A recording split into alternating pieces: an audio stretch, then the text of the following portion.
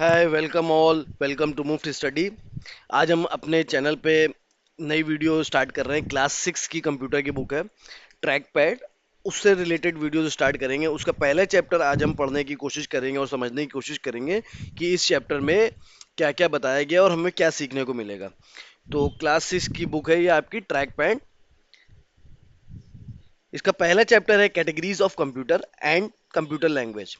अब ये first chapter है, इससे हम स्टार्ट कर रहे हैं। आने वाले दिनों में धीरे धीरे इसके सारे चैप्टर्स अपलोड करेंगे। तो अगर आप हमारे चैनल पर नए हो तो हमारे चैनल को सब्सक्राइब कर लें। इसकी प्लेलिस्ट भी मैं बाकायदा बना दूंगा अपने चैनल पे, जिससे आपको हेल्प मिले। स्टेप बाय स्टेप आप सारे चैप्टर्स इससे पढ़ सकते हैं और समझ सकते हैं। और ये चैप्टर आपको क्या बताने की कोशिश कर रहा है उसको मैं बहुत ही आसान लैंग्वेज में बताने की कोशिश करूंगा। चलिए स्टार्ट करते हैं। इस चैप्टर में हम बेसिकली सीखेंगे क्या, कैटेगरीज ऑफ कंप्यूटर के बारे में बात करेंगे। कंप्यूटर लैंग्वेजेस कौन कौन सी होती हैं उनके बारे में बात करेंगे। वर्किंग ऑफ लैंग्वेज ट्रांसलेटर, कैसे लैंग्वेज ट्रांसलेटर काम करता है उसके बारे में बात की जाएगी। सम अदर स्पेशल कंप्यूटर्स के बारे में बात करेंगे। और लैंग्वेज ट्रांसलेटर के बारे में तो बात करेंगे ही, अगर उसकी वर्किंग की हम बात कर रहे हैं। तो इस चैप्टर में पहला टॉपिक जो हम पढ़ेंगे वो है आपका कैटेगरीज ऑफ कंप्यूटर। तो बेसिकली कंप्यूटर को हमने अलग अलग कैटेगरीज में बांटा है। तीन बेसिस हैं, उस पे बांटा गया है। सबसे पहला टाइप के बेसिस पे बांटा गया है कंप्यूटर को। दूसरा है उसका पर्पस क्या होता है, जो भी पर्पस होगा इसके रेस्पेक्ट में हमने कंप्यूटर को अलग अलग कैटेगरीज में बांटा है। साइज, स्पीड, प्रोसेसिंग पावर और कॉस्ट। अब बात करते हैं टाइप के बेसिस पे कौन कौन से टाइप हम हैं। तो सबसे पहला जो हम पढ़ेंगे इसमें वो है हमारा एनालॉग। एनालॉग क्या होता है? It refers to the computer that operate by measuring instead of counting. ये उस कंप्यूटर को कहते हैं जो चीज़ों को मेजर करता है, काउंट नहीं करता। बेसिकली ये चीज़ों को मेजर करता है। It measure continuously changeable physical quantities like voltage, pressure, water flows etcetera. ये चेंजेबल जो फिजिकल क्वांटिटीज होती हैं उसको कॉन्टिन्यूसली मेजर करता है। और हमारे सामने जो रिजल्ट प्रेज्यूम करता है, ये रिजल्ट एक फॉर्म ऑफ अ ग्राफ होता है। तो ये क्या करता है? This type of computer generally displace the output in a form of a graph. Example क्या है इसके एनालॉग कंप्यूटर के? मरकरी थर्मोमीटर आपके घर पे होगा। अब तो मरकरी थर्मोमीटर भी नहीं है, अब तो जो भी थर्मोमीटर आते हैं वो बेसिकली एनालॉग नहीं होते, ज़्यादातर आपके डिजिटल आते हैं। लेकिन पहले जो थर्मोमीटर आते थे वो एनालॉग होते थे। स्पीडोमीटर, जो कार और बाइक में स्पीडोमीटर होता है, वो भी पहले एनालॉग होता था। अब तो हर बाइक में आपको डिजिटल मिलेगा। डिजिटल क्या होता है? बेसिकली बात करते हैं, एनालॉग तो वो हो गया जो आपको ग्राफ बताएगा। अगर आपको याद होगा, पहले जो पुरानी बाइक्स होती हैं, पुरानी कार होती हैं, तो उसमें आपको एक स्पीडोमीटर दिखेगा जिसमें एक सुई जैसा होगा। तो वो आपको स्पीड को मेजर करके बताता है। तो वो आपका एनालॉग होता है। अब बात करते हैं डिजिटल की। Digital, it refers to the computer that uses digits, binary number zeros and one to generate process display data. ये क्या करता है? डिजिटल बेसिकली क्या होता है? ये डिजिट का इस्तेमाल करते हैं, वन, जीरो, और ये डिजिट के फॉर्म में ही आपको डिस्प्ले दिखाते हैं। बेसिकली मैंने अभी बात करी मरकरी थर्मोमीटर की। मरकरी थर्मोमीटर पहले ज़माने में एनालॉग आता था, लेकिन अब क्या होता है, आप थर्मोमीटर लिए, उस पर एक छोटा सा डिस्प्ले होता है और वो उस डिस्प्ले पे आपको रीडिंग दे देता है जितना भी आपका टेम्परेचर होता है। और ऐसे ही आप स्पीडोमीटर की मैंने बात करी, बाइक और कार में स्पीडोमीटर पहले आते थे एनालॉग।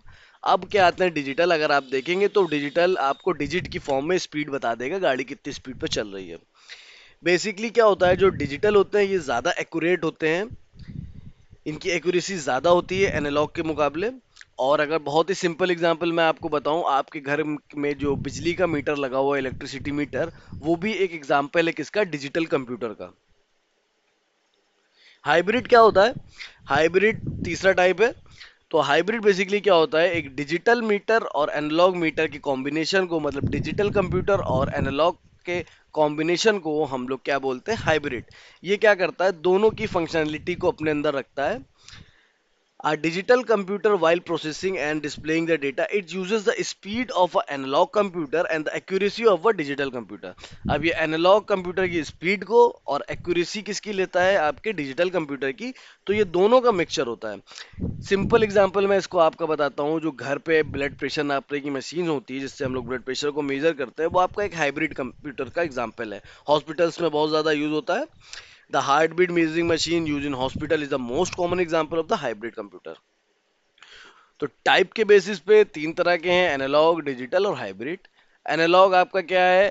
जो फिजिकल क्वांटिटी को मेजर करता है डायरेक्टली, उसमें आप देखते हैं ग्राफ के फॉर्म में रिजल्ट देता है। एक सुई होती है, वो हिलती रहती है, वो बता देती है आपको कितनी रीडिंग है क्या है। और डिजिटल क्या होता है, डिजिटल आपको डिजिट के फॉर्म में रिजल्ट देता है। एक स्क्रीन होगी छोटी सी और उस पर आपका डिजिट में लिख के आने लगेगी रीडिंग। और हाइब्रिड क्या होता है, दोनों का मिक्सचर होता है, एनालॉग और हाइब्रिड, एनालॉग और डिजिटल का मिक्सचर आपका हाइब्रिड होता है। अब पर्पस के बेस पे कैसे हमने कंप्यूटर को सेग्रीगेट किया अलग अलग टाइप में। सबसे पहला है आपका general purpose computer. It refers to a computer that can perform different kind of job with equal efficiency.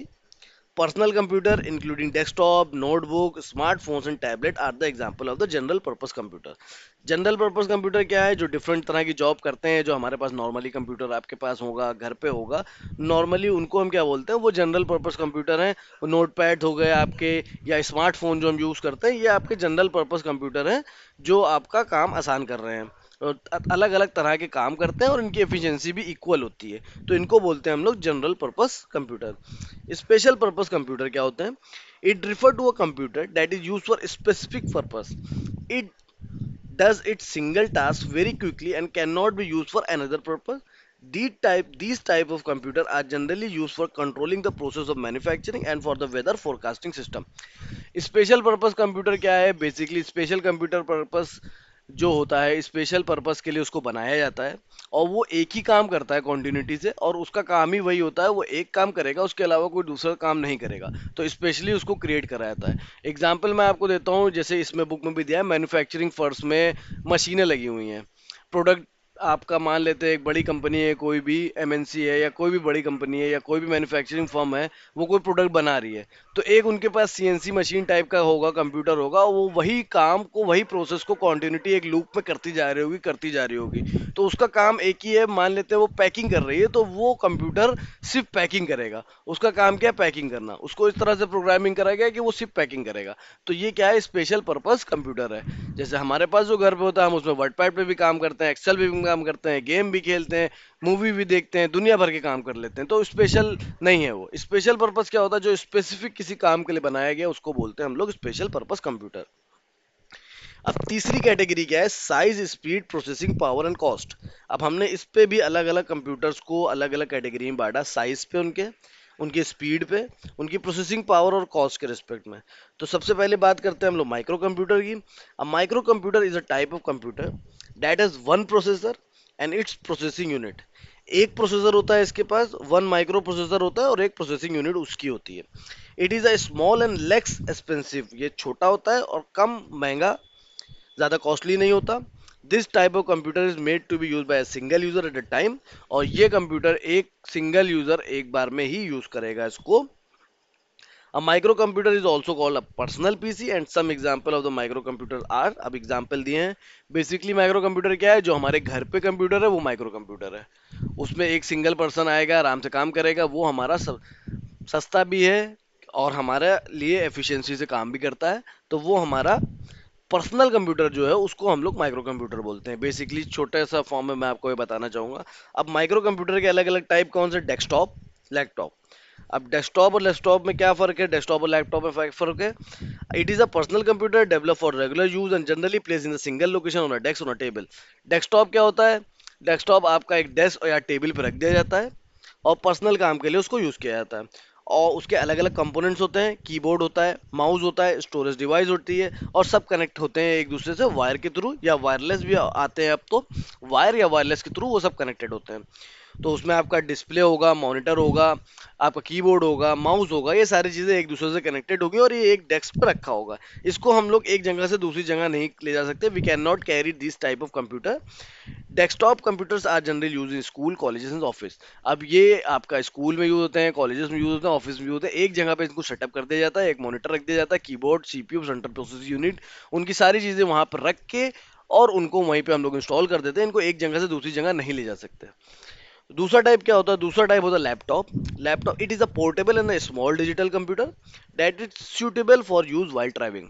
Laptop एक पोर्टेबल स्मॉल कंप्यूटर है जिसको हम लोग उठा के कहीं भी ले जाना और ले जा सकते हैं, अपने साथ रख सकते हैं, ट्रैवल कर सकते हैं। We can use a laptop computer by keeping its own on your lap, अपने लैप पे रख के भी काम कर सकते हैं।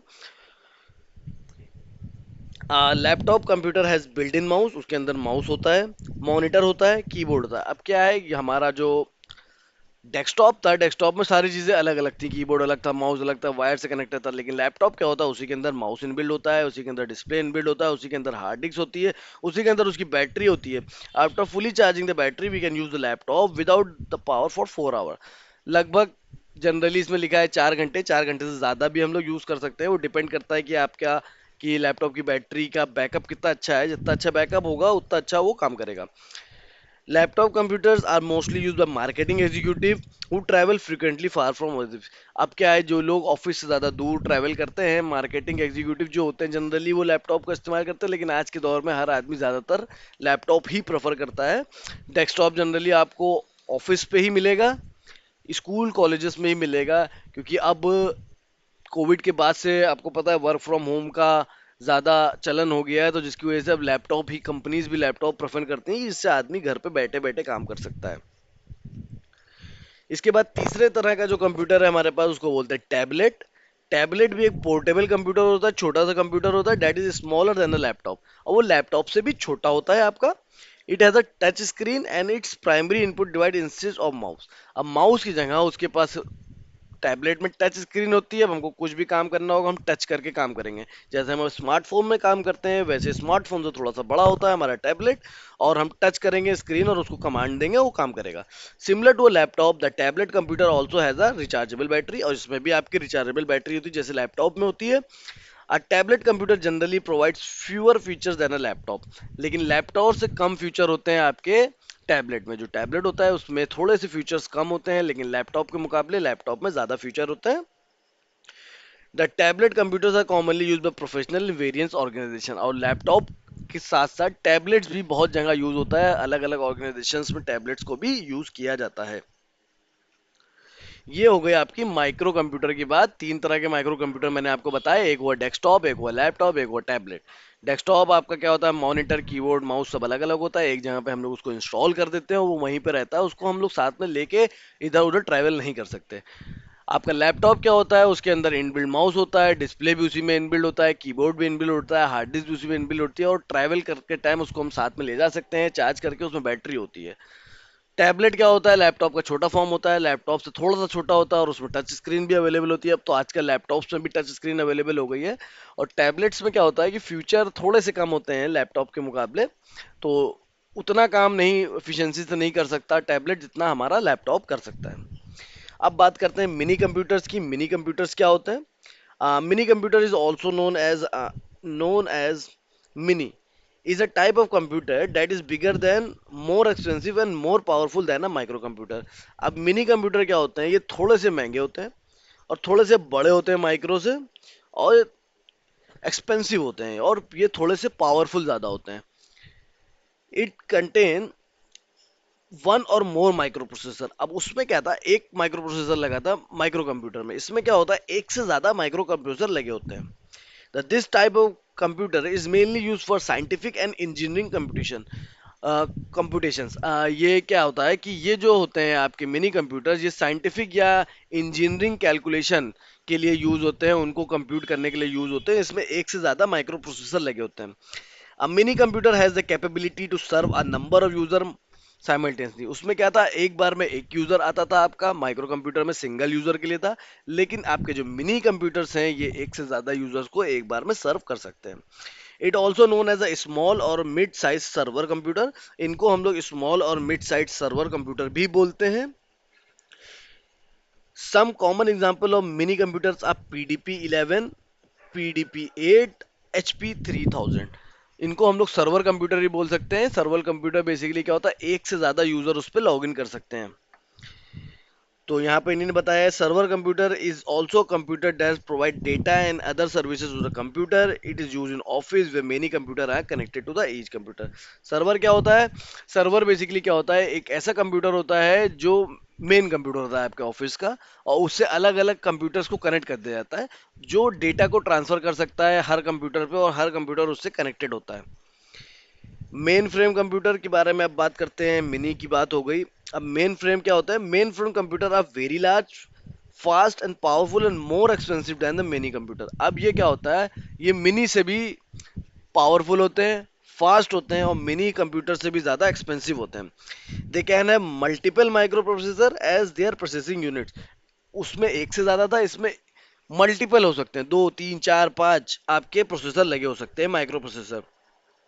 Some mainframe computers are big that they require as much as space as room. इतने बड़े भी होते हैं मेन फ्रेम कंप्यूटर कि एक कमरे के बराबर जगह घेरते हैं। तो आप एक इमेज में देख सकते होंगे कि इतना बड़ा कंप्यूटर दिखाया है नहीं ना, तो ये आपका एक मेन फ्रेम कंप्यूटर है। Main frame computer are generally use in big organisation. जो बड़ी बड़ी ऑर्गेनाइजेशन होती हैं उसमें आपके मेन फ्रेम कंप्यूटर यूज होते हैं। गूगल हो गई, आपकी माइक्रोसॉफ्ट हो गई, बैंक्स हो गए, तो ये सब आपका मेन फ्रेम कंप्यूटर का इस्तेमाल करते हैं। Example of mainframe computer are the IBM Z series, IBM 4381, ICL 39. These are the examples of the mainframe computer. ये बहुत बड़े बड़े कंप्यूटर्स होते हैं, बेसिकली बड़ी ऑर्गेनाइजेशन इनका इस्तेमाल करती हैं, डेटा सेंटर्स इनका इस्तेमाल करते हैं, और ये बहुत महंगे होते हैं, बहुत कॉस्टली होते हैं, और एक रूम के साइज के बराबर होते हैं। सुपर कंप्यूटर क्या होते हैं? Super computer are the largest and the fastest of all types of computer. Super computer नाम से पता चल रहा है, सुपर कंप्यूटर सबसे ज्यादा लार्ज, सबसे ज्यादा फास्ट, ये आपके सुपर कंप्यूटर की कैटेगरी होती है। Even some super computer require as much as space as floor of a building. आपका मेन फ्रेम कंप्यूटर एक रूम की जगह घेरता है, लेकिन जो सुपर कंप्यूटर है पूरे एक फ्लोर की जगह घेर सकता है, एक से ज्यादा रूम से बड़ा होता है वो। तो एक पूरे फ्लोर की जगह घेर सकता है, पूरे बिल्डिंग की। The cost of super computer is very high. जब इतना बड़ा होगा तो उसकी कॉस्ट भी बहुत ज्यादा होगी, इंफ्रा की कॉस्ट उसकी बहुत ज्यादा हो जाएगी। They can process the very large amount of data quickly. और अगर इतने बड़े कंप्यूटर हैं तो ये बहुत फास्ट काम करते हैं, बड़ा अमाउंट डेटा को बहुत जल्दी क्विकली ये लोग इधर से उधर ट्रांसफर कर सकते हैं। They can process a very large amount of data. बहुत बड़ा डेटा है तो उस पर काम बहुत तेजी से कर सकते हैं। तो ये सबसे महंगे होते हैं और सबसे बड़े होते हैं सुपर कंप्यूटर, और सबसे फास्ट भी होते हैं। They are use in very big organisation, government department to do task such as weather forecast, rocket launching. बड़ी बड़ी जो ऑर्गेनाइजेशन होती हैं, वेदर फोरकास्टिंग, गवर्नमेंट ऑर्गेनाइजेशन, वहां पे आपके ये सुपर कंप्यूटर्स यूज होते हैं। रॉकेट लॉन्चिंग, वहां पे आपके सुपर कंप्यूटर यूज होते हैं। रॉकेट लॉन्चिंग परम was the India's first super computer. जो रॉकेट लॉन्चिंग परम जो था आपका इंडिया का, वो इंडिया का पहला सुपर कंप्यूटर था।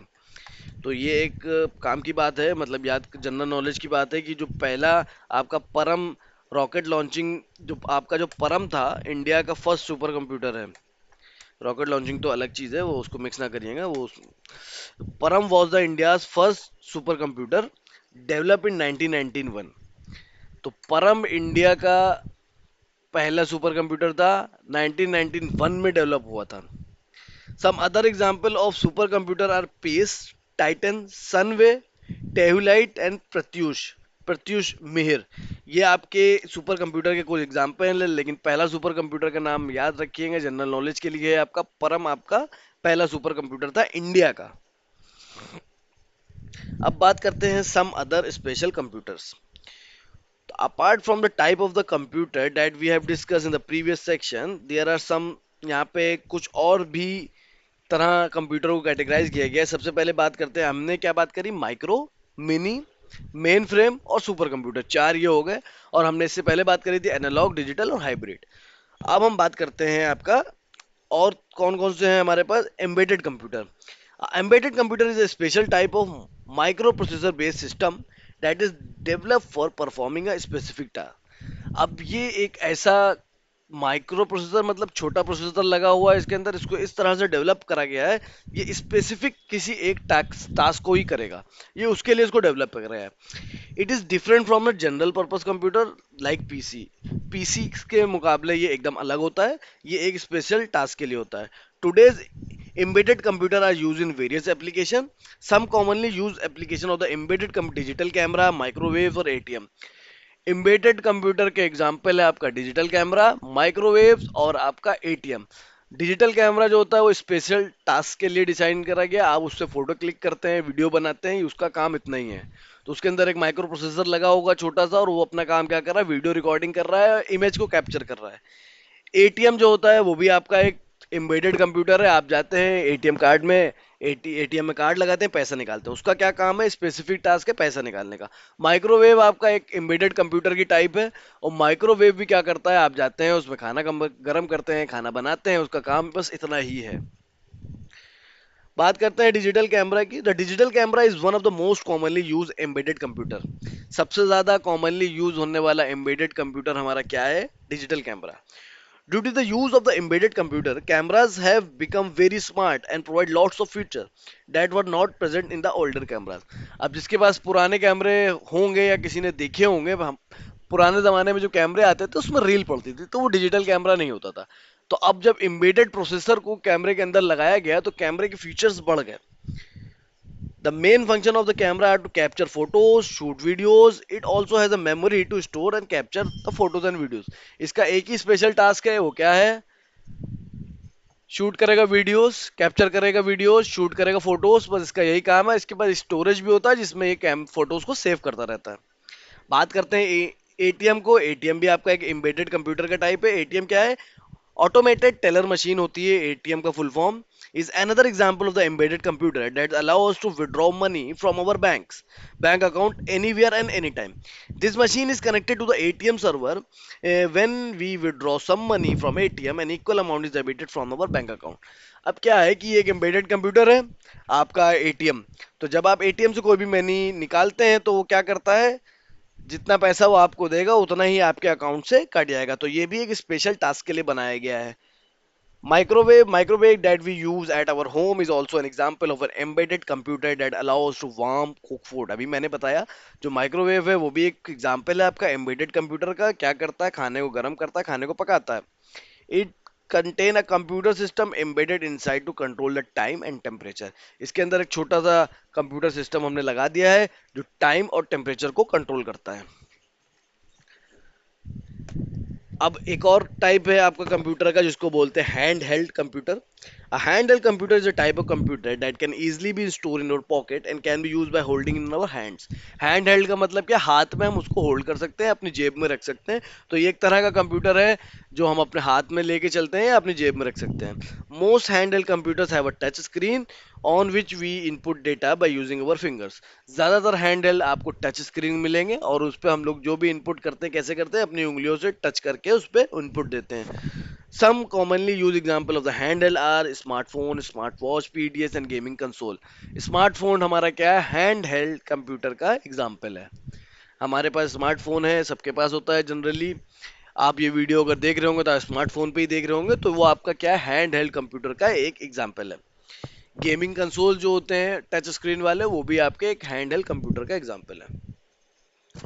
बात करते हैं स्मार्टफोन की। स्मार्टफोन अभी मैंने आपको बताया, smartphone is a type of mobile phone that provides facilities of the computer, is a touch screen and rechargeable battery.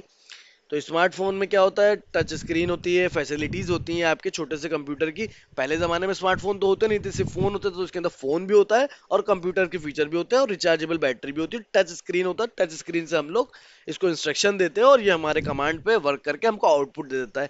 ये इतने छोटे होते हैं कि हमारी जेब में आ जाते हैं। PDA, a personal digital assistant. PDA is a handheld computer and that has a touch screen and allows to organize our daily routine works. PDA पहले चलते थे, अब स्मार्टफोन्स में इतने फीचर हो गए हैं कि हम लोग को PDA की कोई ज़रूरत नहीं। मैं इसकी बात आपको इसलिए बता दे रहा हूँ क्योंकि एग्जांपल है ये PDA। ये भी बेसिकली स्मार्टफोन की जैसा ही होता है, इसमें टच स्क्रीन होता है। ये हमारे डेली रूटीन को नोट करने के लिए, शेड्यूल करने के लिए होता है, बस इसमें फ़ोन का फीचर नहीं होता। और इसमें एक छोटा सा पेन होता है स्टाइलस लाइक, जो आजकल स्मार्टफोन में आपको मिलता है टच स्क्रीन पर लिखने के लिए, तो उसमें ये हुआ करता था।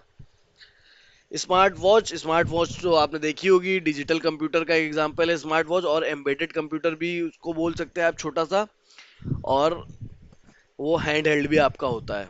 तो स्मार्ट वॉच में पहले ज़माने में क्या होती थी, एनालॉग वॉच होती थी, उसमें सुई होती थी। लेकिन अब क्या होता है, स्मार्ट वॉच में बहुत से फीचर्स आ गए हैं। मोबाइल्स भी, उसमें आप सिम कार्ड भी डाल सकते हैं, मोबाइल ऐप भी, इंटरनेट भी चलता है। तो अब स्मार्ट वॉच भी धीरे धीरे अपग्रेड हो गई हैं। गेमिंग कंसोल, पहले गेमिंग कंसोल भी आपके टच स्क्रीन पैनल पे भी आते हैं और बटन वाले भी आते हैं।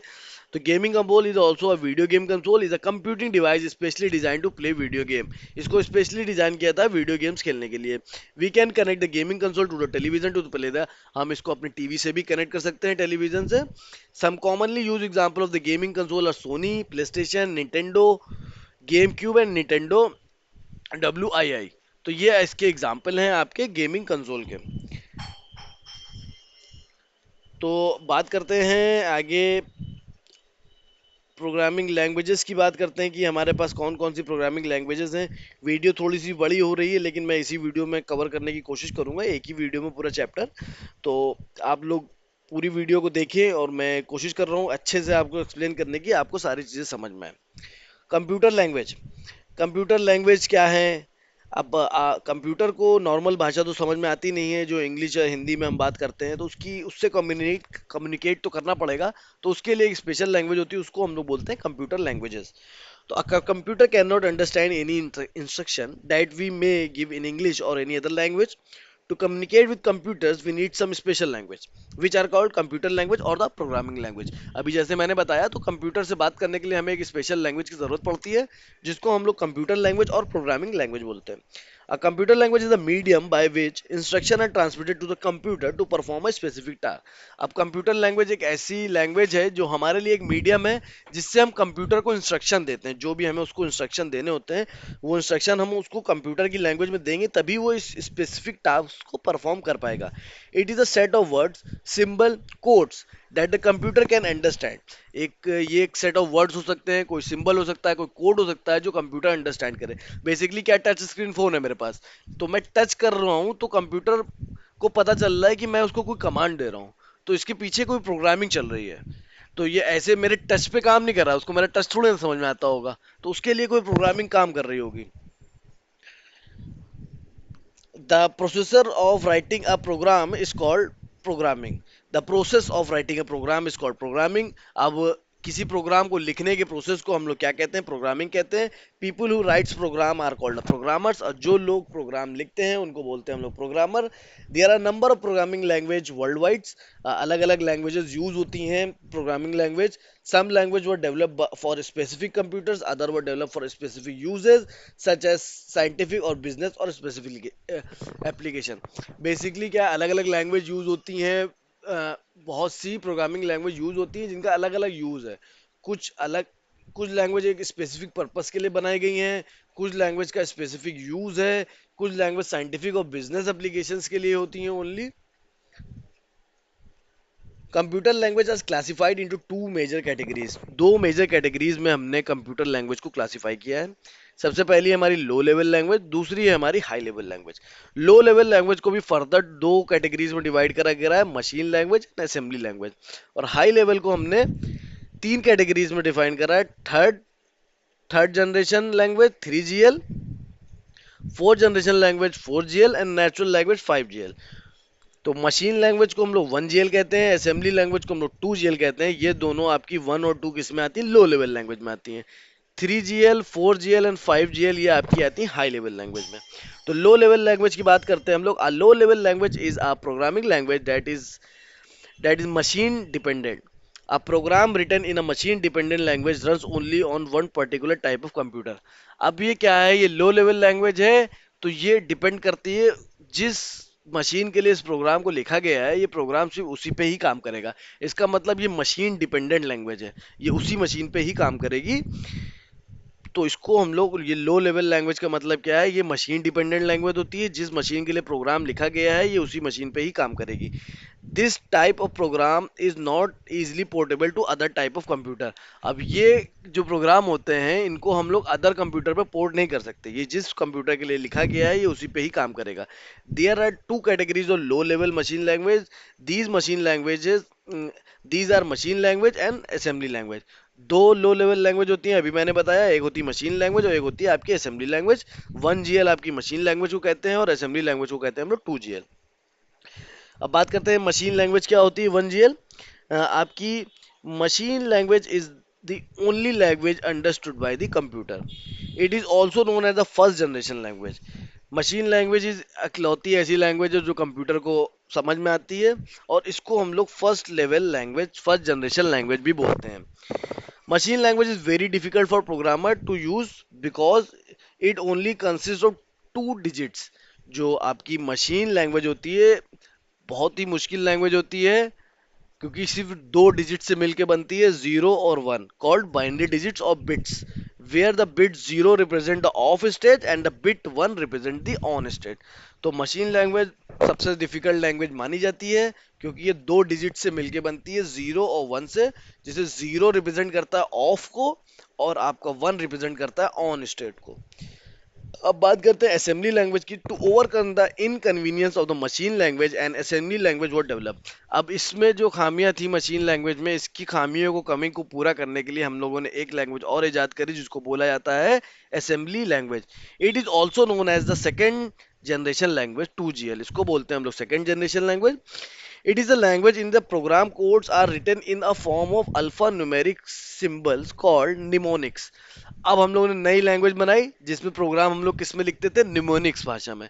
निमोनिक बोलते हैं अल्फा न्यूमेरिक, मतलब न्यूमेरिक और अल्फा दोनों को एक साथ हम लोगों ने यूज करके प्रोग्राम लिखना चालू करा।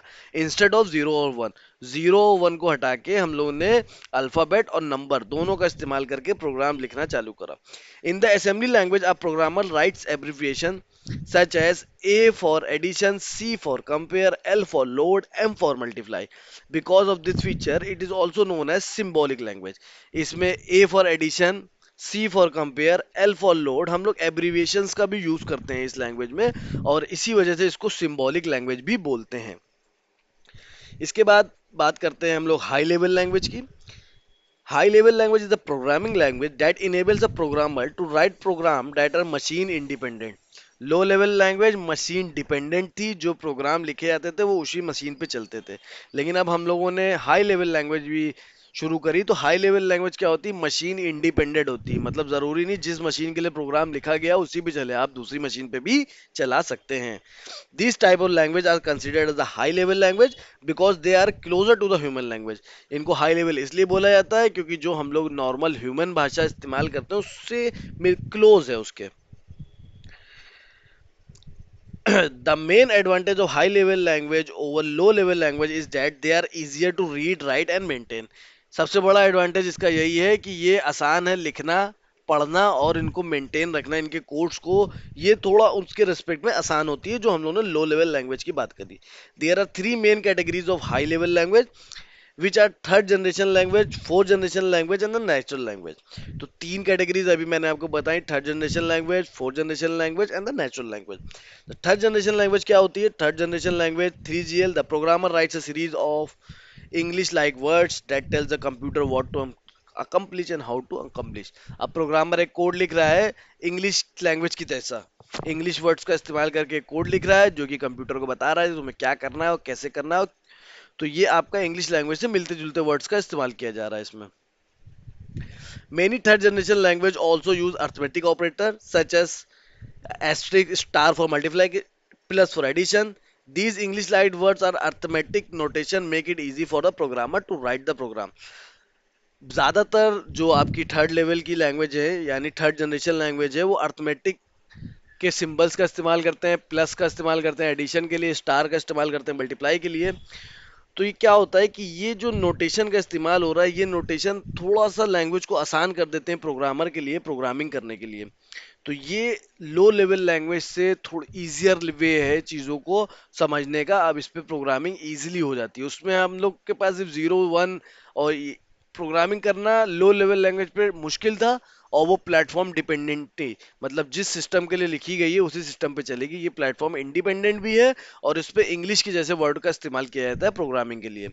फोर्थ जनरेशन लैंग्वेज क्या होती है, तो fourth generation language also use English like statement. ये भी इंग्लिश के जैसे ही स्टेटमेंट का इस्तेमाल करते हैं। They specify what the program should accomplish without explaining. Fourth generation is fast and require less time and effort on the part of the programmer. Fourth generation fast है, कम एफर्ट चाहिए होते हैं, आसान है थर्ड से भी, और इसमें इंग्लिश से मिलते जुलते स्टेटमेंट का ही इस्तेमाल किया जाता है। In fact, fourth generation are so easy to use that a programmer with very little programming background can develop programs। ये इतनी आसान होती है कि अगर आपका प्रोग्रामिंग बैकग्राउंड नहीं भी है तब भी आप इसको थोड़ा बहुत समझ के प्रोग्राम बना सकते हैं आसानी से। तो ये इजी टू अंडरस्टैंड लैंग्वेज है आपकी फोर्थ जनरेशन। एग्जाम्पल क्या है, फोर्थ जनरेशन लैंग्वेज एसक्यूएल है आपकी, पाइथन है, ये आपकी फोर्थ जनरेशन की एग्जाम्पल है जो अभी प्रेजेंट टाइम पे यूज हो रहे हैं। ये सब एसक्यूएल, पाइथन, जावा, ये सब आपका यूज हो रहा है। नेचुरल लैंग्वेज क्या होती है? नेचुरल लैंग्वेज आपकी फिफ्थ जनरेशन लैंग्वेज है। The fifth generation language also known as the natural languages are the programming languages that have visual tools to develop program. अब नेचुरल लैंग्वेज ऐसी प्रोग्रामिंग लैंग्वेज है जिनके पास विजुअल टूल्स हैं program को develop करने के लिए। एग्जाम्पल क्या है फिफ्थ जनरेशन का? Mercury, OPS5 and Prolog. The natural language is very easy to use. For example, सब नेचुरल लैंग्वेज बहुत आसान है यूज करना। एग्जाम्पल इसमें for example if a programmer is a program is written in fourth generation to get the name of the student who marks exceed 95, it might be written as. अगर कोई programmer एक programme लिख रहा है कि आपको students के marks चाहिए हैं जिनकी मार्क्स 95 से ज़्यादा हों, तो उनके नेम्स हमको चाहिए उन स्टूडेंट के, तो उसमें हम कैसे लिखेंगे?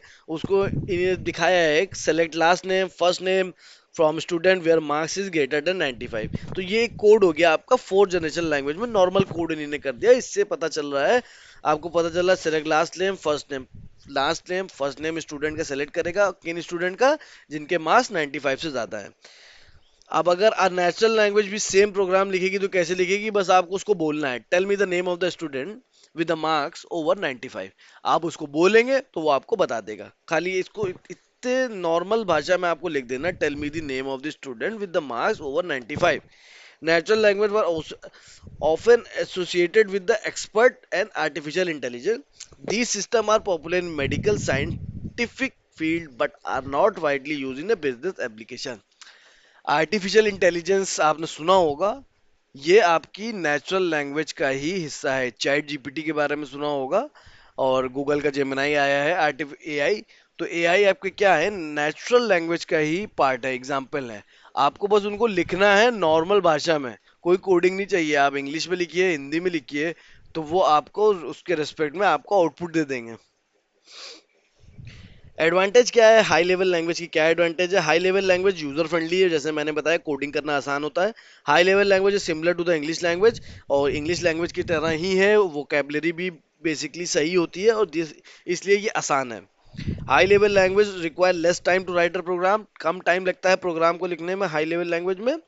easier to maintain, हाई level language is problem oriented rather than machine based. Problem oriented है rather than मशीन बेस्ड का मतलब मशीन इंडिपेंडेंट नहीं है, किसी भी मशीन पे आप कोड को चला सकते हैं। जो प्रॉब्लम किसी भी मशीन में आ रही हुई, किसी भी मशीन पे आप कोड को रन कर सकते हैं। तो ये प्रॉब्लम पे वर्क करती है, ना कि मशीन डिपेंडेंसी पे।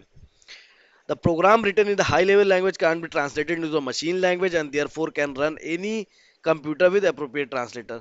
अब जो भी आप मशीन लैंग्वेज में प्रोग्राम लिखेंगे वो आपके हाई लेवल लैंग्वेज में ट्रांसलेट हो सकते हैं, इसलिए ये किसी भी कंप्यूटर पर रन कर सकते हैं। तो डिपेंडेंसी खत्म हो जाती है। It is independent on the machine on which it is used, that is program developed in the high level language can be run on any computer, that is there machine independent. तो same point है, dependency को खत्म कर देता है, ये independent होता है। आप किसी भी सिस्टम पे कोई भी कोड चला सकते हैं। डिसएडवांटेज क्या है? High level language has to be translated into machine language by the translator which was lost of. अब क्या है कि अब आपने मशीन लैंग्वेज का इस्तेमाल करा तो एक ट्रांसलेटर का इस्तेमाल होता है, तो ये कोड को ट्रांसलेट करके वापस कंप्यूटर को देगा। मशीन लैंग्वेज कंप्यूटर को तो एक ही भाषा आती है ना मशीन की, तो इसमें ट्रांसलेटर बीच में आ जाता है जो थोड़ा सा टाइम को वेस्ट कर देता है। हमने कोड बनाया, सिस्टम को हमारा कोड नहीं डायरेक्ट समझ में आएगा, उसके लिए एक ट्रांसलेटर की जरूरत पड़ती है। ट्रांसलेट फिर कोड करके सिस्टम को उसकी भाषा में कोड समझ आएगा। कंप्यूटर की लैंग्वेज क्या है? 0 और 1 बाइनरी डिजिट की जो लैंग्वेज होती है वही कंप्यूटर की लैंग्वेज होती है। तो इस कोड को उसमें ट्रांसलेट करेगा, उसके बाद कंप्यूटर को देगा। The object code generate by translator might be inefficient as compare to an equivalent assembly language. तो जो कोड ट्रांसलेट अगर कभी कभी होता है तो वो इनएफिशिएंट हो सकता है असेंबली लैंग्वेज के मुकाबले। असेंबली लैंग्वेज जो आपकी थी वो तो जनरली बाइनरी में ही काम करती थी, उसमें ही डिजाइन करते थे आप कोड को। तो इसमें क्या होता है, ट्रांसलेटर से कभी कभी गलती हो सकती है, इसे जनरली अब होती नहीं है, एफिशिएंसी बहुत हाई होती है, क्योंकि अब हर जगह यही लैंग्वेज का इस्तेमाल होता है। वो ट्रांसलेट करते हैं बाइनरी में, उसके बाद कंप्यूटर को कमांड देते हैं। लैंग्वेज ट्रांसलेटर क्या होता है? अभी मैंने बताया कि कंप्यूटर को एक ही भाषा आती है, बाइनरी 0 और 1 की। तो एक हमें लैंग्वेज ट्रांसलेटर की ज़रूरत पड़ेगी, क्योंकि अब हम कोड कर रहे हैं हाई लेवल लैंग्वेज में। तो हाई लेवल लैंग्वेज इंग्लिश की जैसी होती है, इंग्लिश वोकैब्स का यूज होता है, लेकिन कंप्यूटर को नहीं पता ना इंग्लिश लैंग्वेज क्या है, तो उसके लिए एक ट्रांसलेटर की ज़रूरत होती है। तो there are mainly 3 type of language translator. पहला होता है आपका असेंबलर।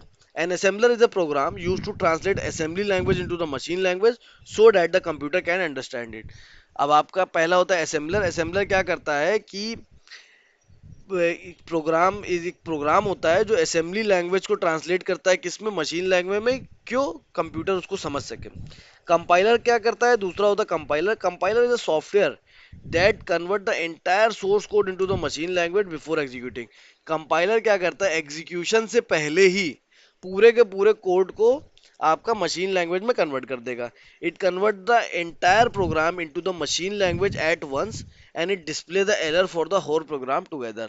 अब क्या करेगा, जैसे ही आपने कोड लिखा, कंपाइलर क्या करेगा, कंपाइल करेगा, कंपाइल करके आपको एरर दे देगा। तो वो कर क्या रहा होता है, वो पूरे के पूरे प्रोग्राम को मशीन लैंग्वेज में एक बार में कंपाइल कर देगा। अगर उसमें कोई एरर होगा तो वो आपको दे देगा, और एरर नहीं होगा तो आगे भेज देगा कंप्यूटर के लिए, कंप्यूटर उसको अंडरस्टैंड करेगा। And interpreter. Interpreter is also a separate program that converts the entire source program into a machine language before executing. अब ये भी इंटरप्रेटर का भी काम क्या है, ये भी एक कंपाइलर के जैसा ही है। क्या करता है, पूरे के पूरे सोर्स कोड को कन्वर्ट कर देगा मशीन लैंग्वेज में एग्जीक्यूशन से पहले। It translate and execute one statement at a time.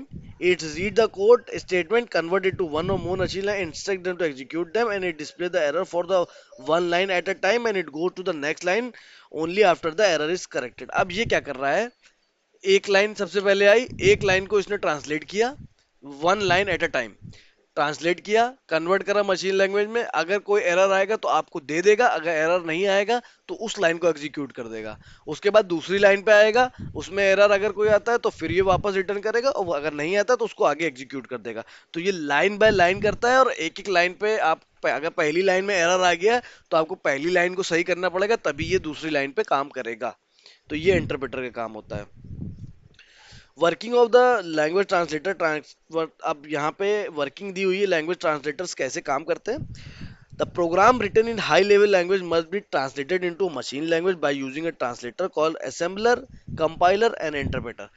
अभी मैंने बताया कि कंप्यूटर एक ही भाषा जानता है, मशीन लैंग्वेज 0 और 1 की। तो आप कोई भी प्रोग्राम लिखेंगे उसको हमें कन्वर्ट पहले करना पड़ेगा, ट्रांसलेट करना पड़ेगा। तो ट्रांसलेटर का यही काम है।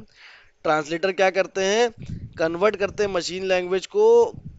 ट्रांसलेटर किसकी मदद से, असेंबलर, कंपाइलर और इंटरप्रेटर, ये तीन तरह के आपके ट्रांसलेटर होते हैं, असेंबलर, कंपाइलर और इंटरप्रेटर। असेंबलर क्या करता है, लैंग्वेज को सीधे सीधे कन्वर्ट कर देगा आपका किसमें, कंप्यूटर जो भाषा समझ सके। कंपाइलर क्या करता है, पूरे के पूरे प्रोग्राम को पहले कन्वर्ट करेगा, एग्जीक्यूट नहीं करेगा, कन्वर्ट करेगा। अगर उसमें से कोई एरर आएगा तो ये आपको देगा, फिर आप उसको एडिट करेंगे, फिर ये पूरे प्रोग्राम को कन्वर्ट करेगा, उसके बाद एग्जीक्यूशन होगा। और आपका इंटरप्रेटर क्या होता है, आपने पूरा सोर्स कोड लिखा, पूरा प्रोग्राम लिखा, एक लाइन को एग्जीक्यूट करेगा, अगर उसमें कोई एरर आ रहा है, अगर जब तक वो एरर सही नहीं होगा तब तक ये दूसरी लाइन पे नहीं जाएगा। तो ये लाइन बाय लाइन करता है। तो इसमें आप देख सकते हैं 3 × 2 = 6। हाई लेवल लैंग्वेज में हमने लिख दिया अपनी भाषा में, इनपुट दिया कंप्यूटर को। अब लैंग्वेज ट्रांसलेटर का क्या काम है, लैंग्वेज ट्रांसलेटर क्या करेगा, उसको ट्रांसलेट करेगा। 3 × 2 = 6 को कंप्यूटर की भाषा में कन्वर्ट करा उसने, क्या आया, 0 1 0 0 1, ये आपकी कंप्यूटर का कोड आ गया। अब उसने आगे भेज दिया कंप्यूटर को, मशीन लैंग्वेज को। अब कंप्यूटर का काम चालू हो गया, अब कंप्यूटर को यही भाषा समझ में आती है, 0 1 0 1 0 1 वाली।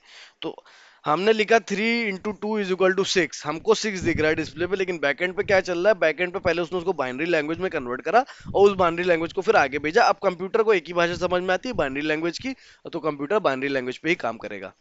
आई होप सो आपको मेरी वीडियो समझ में आई होगी, चीजें समझ में आई होंगी जो मैंने पढ़ाया। इससे रिलेटेड कुछ क्वेश्चंस भी हैं हमारे पास। सबसे पहला है, which of the following is a micro computer. तो इसमें से तीनों में से माइक्रो कंप्यूटर का एग्जांपल क्या है, मैंने अभी आपको बताया था कि माइक्रो कंप्यूटर क्या होता है। तो आप कमेंट में जवाब दिएगा इसमें से कि which of the following is a micro computer, desktop, PDA, PDP और पीडीपी 11 या डिसम्बर 10। तो इन चारों में से कौन सा माइक्रो कंप्यूटर का एग्जाम्पल है, आप मेरे को कमेंट में बताइएगा क्वेश्चन नंबर 1 का आंसर। दूसरा क्या है, which type of computer operate by measuring instead of counting. सबसे पहला टॉपिक मैंने यही पढ़ाया, ऐसे कौन से कंप्यूटर होते हैं जो काउंटिंग की जगह मेजर करते हैं, डिजिटल, एनालॉग, हाइब्रिड या नन ऑफ दिस। इनमें से क्या आंसर होगा, आप कमेंट करके कमेंट बॉक्स में बताएं। Which of the following is the example of the embedded computer. Embedded computer का एग्जांपल इसमें से क्या है, microwave, digital camera, ATM, all of these. चारों में से जो भी आपको सही आंसर लगता है आप मुझे कमेंट करके कमेंट बॉक्स में बताएं।